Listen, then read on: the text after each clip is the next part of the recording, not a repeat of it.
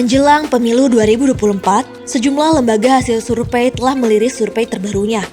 Carta Politika Indonesia atau CPI misalnya, salah satu lembaga survei nasional itu telah meliris hasil survei terkait elektabilitas Capres-Cawapres.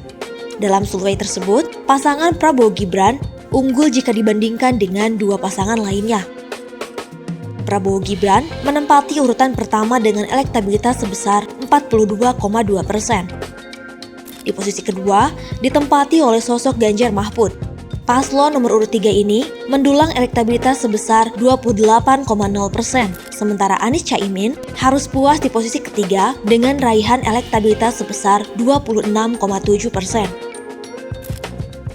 Selain CPI, lembaga survei lain yang juga telah meliris hasil survei terbarunya adalah Indikator Politik Indonesia atau IPI. Dalam survei terbarunya, IPI ini lagi-lagi Prabowo Gibran berhasil unggul dari dua pasangan lainnya dengan elektabilitas sebesar 45,79%. Prabowo Gibran berhasil menempati posisi pertama. Sedangkan posisi kedua dan ketiga ditempati oleh Ganjar Mahfud yang disusul pasangan Anies Caimin dengan masing-masing nilai elektabilitas sebesar 25,47% dan 22,96%. Melihat berbagai hasil survei ini, nampaknya perhelatan Pilpres 2024 bakal digelar sebanyak 2 putaran. Pasalnya, tak ada satupun pasangan Capres-Cawapres yang elektabilitasnya menyentuh angka 50%. Satu-satunya harapan agar Pilpres bisa 2 putaran adalah naiknya elektabilitas Prabowo yang kini sudah mendekati angka 50%. Namun, jika melihat situasi ke belakang, elektabilitas Prabowo Gibran terus mengalami stagnansi, seperti yang disampaikan oleh Direktur Eksekutif Lembaga Survei Indikator Politik Indonesia, Burhanuddin Muhtadi.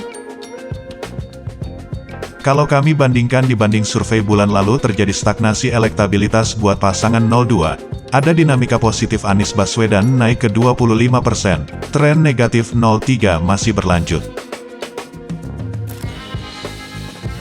Meski demikian, Burhanuddin menyampaikan jikapun kelak Pilpres 2024 dilaksanakan selama 2 putaran, pasangan Prabowo Gibran memiliki peluang yang jauh lebih besar untuk lolos ke putaran kedua.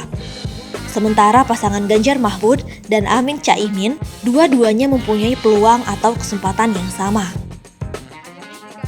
Yang bisa saya simpulkan 1 putaran belum tentu, 2 putaran juga belum tentu. Tapi kalau terjadi 2 putaran kemungkinan besar paslon nomor 2 lolos. Yang belum clear siapa yang menemani Prabowo Gibran jika 2 putaran.